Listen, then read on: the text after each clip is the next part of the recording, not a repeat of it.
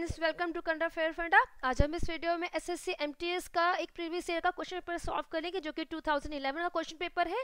Before starting the video, जैसे कि आप देख रहे हैं कि इस वीडियो के लिए सब्सक्रिप्शन का एक ऑप्शन है, तो आप अगर हमारा वीडियो पहली बार देख रहे हैं so please subscribe our channel. आप इस वीडियो को लाइक कर सकते हैं, इस वीडियो में कमेंट दे सकते हैं, साथ में इस वीडियो को आप शेयर भी कर सकते हैं। So let us start with the question. And ये जो हमने क्वेश्चंस लिए हैं they are from the general awareness का जो सेक्शन है उसमें से ये क्वेश्चंस है। मेनली इसमें साइंस के क्वेश्चन हमने इन्वॉल्व किए हैं। Let us start with the question, which one of the following is known as a immovable property of the cell. Question में हमसे कहा जा रहा है कि जो नीचे ऑप्शन दिए गए हैं इनमें से कौन सी एक सेल की अचल संपत्ति है। इसका मतलब है कि इमूवेबल प्रॉपर्टी और अचल संपत्ति है। इसमें ऑप्शंस है carbohydrate, fat, protein, nucleic acid. Cell के अंदर जो इमूवेबल प्रॉपर्टी और या उसकी जो अचल संपत्ति होती है वो होती है न्यूक्लिक एसिड। न्यूक्लिक एसिड मतलब DNA and RNA. DNA and RNA they are the DNA और आरएनए ये जेनेटिक मटेरियल हैं। सेल की पूरी जो इंफॉर्मेशन होती है, किस तरीके से आगे सेल जनरेट होंगी, ये सब कुछ इस डीएनए और आरएनए से डिकोड होता है। सो जो न्यूक्लिक एसिड होते हैं DNA and RNA they are the immovable property और ये अचल संपत्ति है सेल की। So answer of this question is D. Come to the next question, water from soil enter into the root hair owing to. Question में हमसे पूछा जा रहा है कि सब जानते हैं पौधे में सॉइल के नीचे रूट होता है। पूरा रूट सिस्टम पौधे का सॉइल के नीचे होता है नॉर्मली। इनमें कुछ एक्सेप्शनल केसेस भी होते हैं जिनमें कुछ इनकी मॉडिफाइड रूट्स ऊपर सॉइल से ऊपर की तरफ भी होती हैं, लेकिन यहाँ पे हम इसका जो कॉमन केस है वो देख रहे हैं कि प्लांट में जो रूट सिस्टम होता है वो सॉइल के नीचे होता है और इसका मेन काम क्या होता है, जो सॉइल के अंदर वाटर एंड मिनरल है उसको ये एब्जॉर्ब करता है और पूरे प्लांट में पहुंचाता है। अब क्वेश्चन हमसे पूछा जा रहा है कि सॉइल में से जो वाटर एंटर करता है इनटू द रूट हेयर, वो उसका मेन रीजन क्या है, मेन कारण क्या है उसका कारण है osmotic pressure. Answer of this question is D. अब ऑस्मोटिक प्रेशर क्या होता है, जैसे कि सॉइल है, सॉइल के अंदर है वाटर और उसकी कुछ कंसंट्रेशन होगी, मतलब कि दैट मीन्स कि सॉइल के अंदर वाटर कितने अनुपात में प्रेजेंट है, कितने अनुपात में है, उसको हम उसकी कंसंट्रेशन कहते हैं। और ये जो रूट होते हैं इनके अंदर सेल सैप होती हैं, सेल सैप होते हैं। सैप होता है थैले टाइप का, मतलब सैप का मतलब होता है थैला या बैग, और उनके अंदर जो कंसंट्रेशन होती है वो हाई होती है। अब ऑस्मोटिक प्रेशर क्या है, ऑस्मोटिक प्रेशर तब जनरेट होता है जब सॉल्वेंट मॉलिक्यूल, सॉल्वेंट मतलब water enters from the low concentration to high concentration. इसका मतलब है from soil to the sap. यहां पर इसकी वजह से, इस मूवमेंट की वजह से वाटर मॉलिक्यूल जो सॉल्वेंट मॉलिक्यूल है उसके मूवमेंट की वजह से जो प्रेशर जनरेट होता है उसको हम ऑस्मोटिक प्रेशर कहते हैं। तो जो सॉइल में से जो वाटर रूट में एंटर करता है उसका मेन रीजन है osmotic pressure. So answer of this question is D. The average lifespan of red blood corpuscles is about red blood corpuscles जो ब्लड के अंदर that is a component of blood का ये एक पार्ट है red blood corpuscles। अब पूछा जा रहा है कि इसका एवरेज, इसकी लाइफ टाइम, इसका लाइफ ड्यूरेशन कितना होता है, इसका लाइफ का जो पूरा पीरियड है वो कितना होता है। इसका पीरियड होता है 100 to 120 days. So answer of this question is B. Dormancy period of animals during winter season is called. Question में हमसे पूछा जा रहा है कि कुछ एनिमल्स ऐसे होते हैं जो कि सर्दियों के दौरान अपने प्रसुप्ति काल में होते हैं। जो डोरमेंसी का मतलब होता है प्रसुप्ति काल और सोया हुआ काल।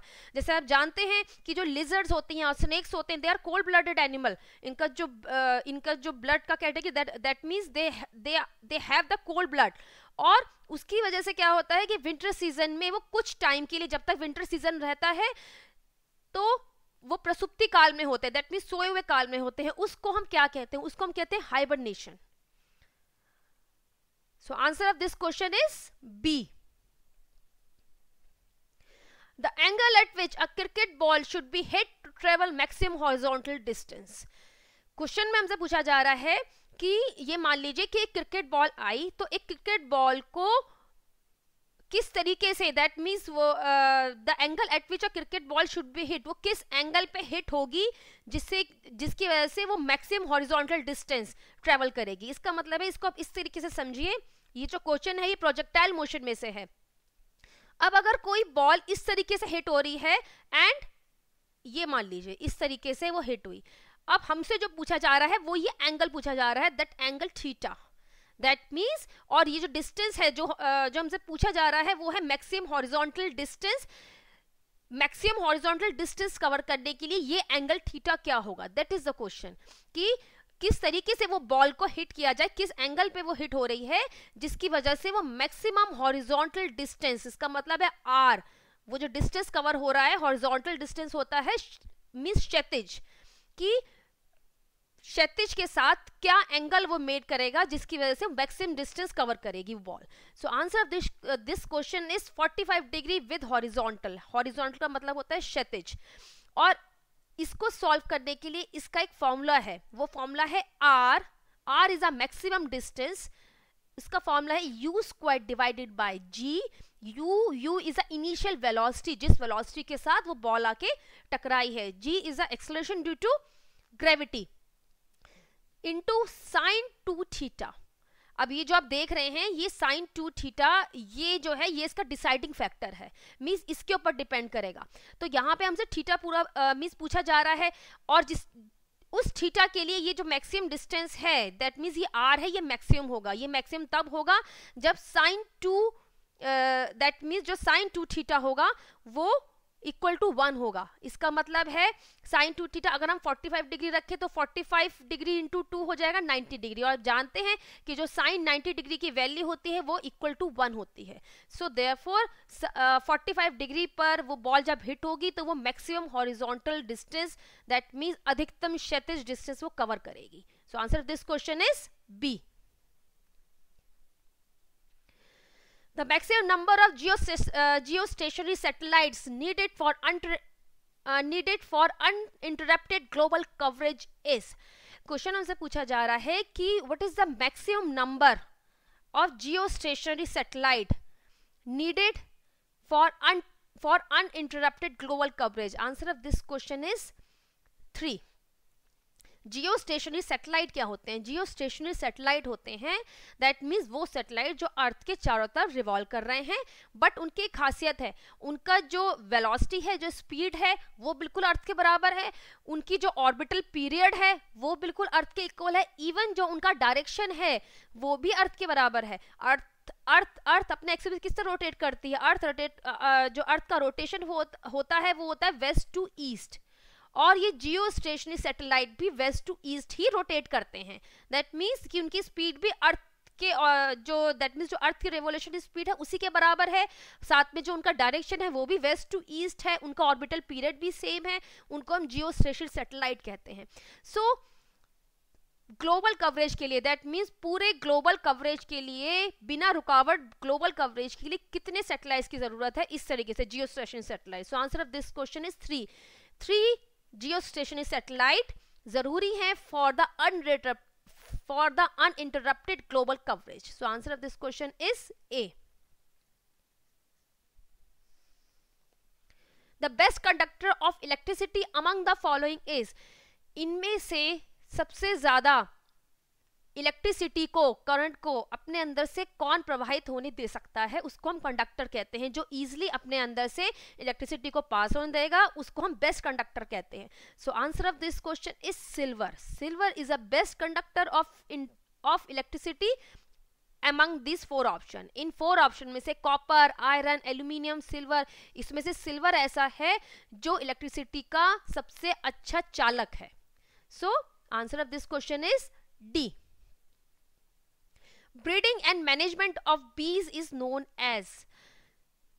ब्रीडिंग और उनका, दैट मीन्स जो बीज होती हैं उनका प्रजनन और उनका मैनेजमेंट, उनको किस तरीके से उनकी ग्रोथ को बढ़ाया जाए और उनका प्रॉपर, उनका दैट मीन्स की जो उनकी जनरेशन है वो ठीक से कैरी आउट हो, इस स्टडी को क्या कहते हैं?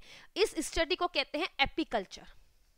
Answer of this question is D, इसमें से सेरिकल्चर होता है सिल्क वॉर्म का, जो मींस जो उसकी ब्रीडिंग और उसका पूरा जो मैनेजमेंट की स्टडीज होती है उसको कहते हैं sericulture.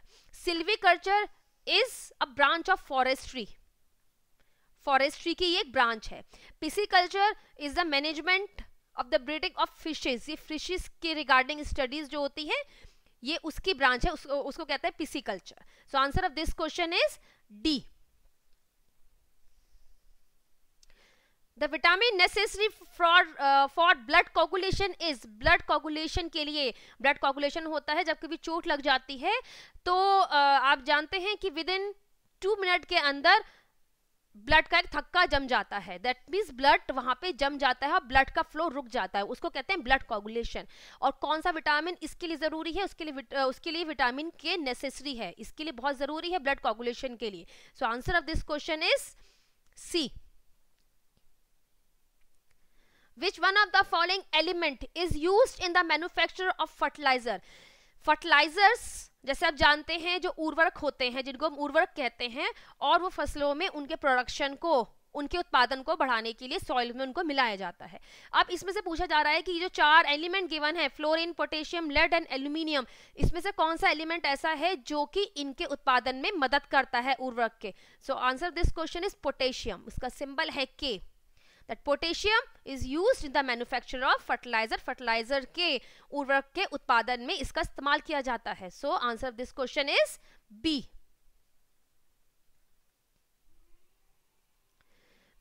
Now natural rubber is the polymer of, natural rubber मतलब जो रबड़ आप जानते हैं, और उस जो नेचुरली, दैट मीन्स जो प्रकृति में जो रबड़ पाई जाती है वो किसका पॉलीमर है, तो उसके मोनोमर यूनिट हमसे पूछी जा रही है। इसमें क्वेश्चन हम इसमें जो ऑप्शंस दिए गए हैं वो isoprene, styrene, butadiene, ethylene. Answer of this question is isoprene. Isoprene की जब n number of units, that means बहुत सारी यूनिट्स मिलकर दे फॉर्म द नेचुरल रबड़ और प्राकृतिक रबड़ का निर्माण करती हैं। आइसोप्रीन यूनिट क्या होती है? आइसोप्रीन यूनिट होती है ये, that is a isoprene unit. यहां पर ये है CH2, देन CH3, CH2, ये आइसोप्रीन यूनिट है। इसके जब n नंबर ऑफ यूनिट्स मिलती हैं दे फॉर्म द नेचुरल रबड़, नेचुरल रबड़। सो answer of this question is A. In addition to hydrogen, the other abundant element present on earth on sun surface, question हमसे पूछा जा रहा है कि जो सूरज की सतह है वहां पर हाइड्रोजन के अलावा कौन सा ऐसा एलिमेंट है जो कि बहुतायत में पाया जाता है, दैट मीन्स जो प्रचुर मात्रा में पाया जाता है, तो वो एलिमेंट है apart from the hydrogen, hydrogen के अलावा वो एलिमेंट है हीलियम। क्योंकि जो सन की सरफेस है, सन क्या है? सन एक तारा ही तो है और एक स्टार ही तो है। जितने ये स्टार्स हैं, सन है, इनके अंदर एनर्जी प्रोडक्शन किसकी वजह से हो रही है? इनके अंदर एनर्जी प्रोडक्शन हो रही है due to fusion process, fusion process. और फ्यूजन प्रोसेस में क्या हो रहा है? फ्यूजन प्रोसेस में हाइड्रोजन ही मिलकर, hydrogen molecule combine to form helium, that is a fusion process and that is the main reason, यही कारण है सन की रोशनी का और तारों की जो चमक है, जो तारों की रोशनी है, जो सन से जो इतनी ह्यूज अमाउंट में हमें रोशनी और हीट मिल रही है, उसका कारण फ्यूजन प्रोसेस ही है। और इस फ्यूजन प्रोसेस में हाइड्रोजन कंबाइन करते हैं आपस में और हीलियम की फॉर्मेशन करते हैं। सो क्वेश्चन हमसे पूछा जा रहा था कि जो सन की सतह है उस पे हाइड्रोजन के अलावा कौन सा एलिमेंट प्रचुर मात्रा में पाया जाता है, वो है helium. So answer of this question is A. Which of the following is a major constituent of LPG?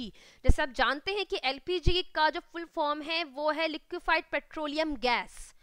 जो लिक्विफाइड पेट्रोलियम गैस है इसका मेजर कॉन्स्टिट्यूट है 2, प्रोपेन एंड ब्यूटेन। दोनों पाए जाते हैं जो बहुतायत में, मतलब जो मेजर जो इसका कॉन्स्टिट्यूएंट है, जो मेजर पार्ट है वो प्रोपेन और ब्यूटेन कवर करते हैं। लेकिन इनका रेशो, इनका अनुपात क्या होगा, ये डिपेंड करता है ऑन द टेम्परेचर और इसके साथ साथ ये प्लेस पे भी डिपेंड करता है। सो इसका हम 2 इसके आंसर दे सकते हैं, प्रोपेन भी और ब्यूटेन भी। सो दोनों यहाँ पे करेक्ट आंसर हैं C एंड D, दोनों ही मेजॉरिटी में पाए जाते हैं इन एलपीजी और लिक्विड पेट्रोलियम गैस में। Flight recorder is technically called as, जो फ्लाइट रिकॉर्डर होते हैं उसको हम टेक्निकली उसको किस नाम से जानते हैं, तकनीकी भाषा में उसको हम किस नाम से जानते हैं, उसको हम जानते हैं ब्लैक बॉक्स के रूप में, उसको ब्लैक बॉक्स कहा जाता है। So answer of this question is B. The effective vaccine against polio was discovered by, जो फर्स्ट इफेक्टिव, जो दैट मीन सबसे पहले जो पोलियो वैक्सीन है, जो पोलियो डिजीज है, पोलियो रोग है, उसके अगेंस्ट सबसे पहले किसने टीका बनाया था? सबसे पहले टीका बनाया था जोनास ई सैल्क। इन्होंने सबसे पहले एक इफेक्टिव पोलियो वैक्सीन का प्रिपेयर किया था और उसको डिस्कवर्ड किया था। So answer of this question is B. लेकिन जो ओरल पोलियो वैक्सीन है, ओरल पोलियो वैक्सीन जिसको मींस बच्चों को जो पिलाया जाता है, जो ड्रॉप दी जाती है मुंह के थ्रू पोलियो के अगेंस्ट, वो उसको सबसे पहले डिस्कवर किया था सर एल्बर्ट सेबीन ने। एल्बर्ट सेबीन। यहाँ हमसे जो क्वेश्चन है पूछा जा रहा है वो ये कि जो फर्स्ट इफेक्टिव वैक्सीन है वो किसने डिस्कवर की थी? वो की थी सर जॉन ई सैल्क ने, और ये 1955 में यूज में आई थी। बट यहाँ पे एक एडिशनल हम आपको चीज बता रहे हैं कि जो ओरल पोलियो वैक्सीन है उसको प्रिपेयर किया था सर एल्बर्ट सेबीन ने। मिनीमाटा disease, that is a type of disease, एक रोग का एक प्रकार है मिनीमाटा डिजीज, और ये किसकी वजह से होती है? इसका हमसे क्वेश्चन पूछा जा रहा है कि इसका कारण क्या है? इसका कारण है मरकरी। मरकरी की पॉइजनिंग की वजह से मिनीमाटा डिजीज होती है।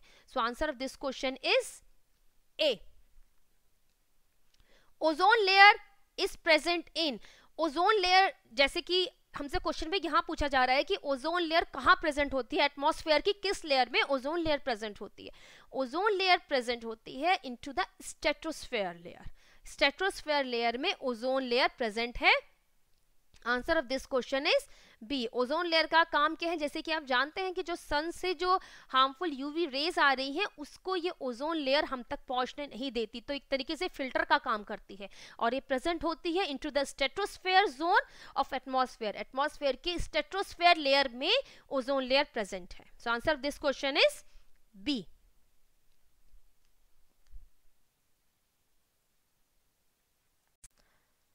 With this note we end our session. So इस टॉपिक से रिलेटेड वीडियो आपको प्लेलिस्ट में मिल जाएंगे। अगर आपने अभी तक हमारा चैनल सब्सक्राइब नहीं किया है तो please subscribe our channel. This is our Twitter handle link, this is our Facebook page and this is our website. So with this note, thanks for listening me, have a nice day.